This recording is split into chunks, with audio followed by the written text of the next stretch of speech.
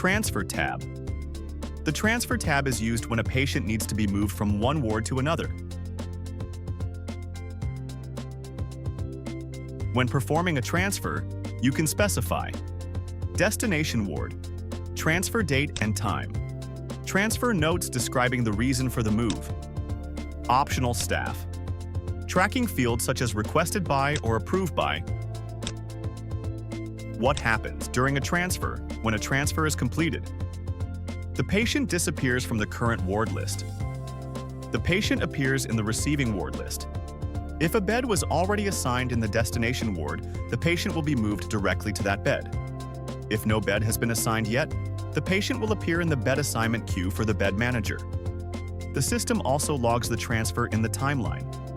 For example, transferred to ICU by Dr. 𝗪𝗡𝗏. The previous bed is automatically freed or marked for cleaning. This process ensures a smooth handover between wards without needing to create duplicate visits or re-register the patient.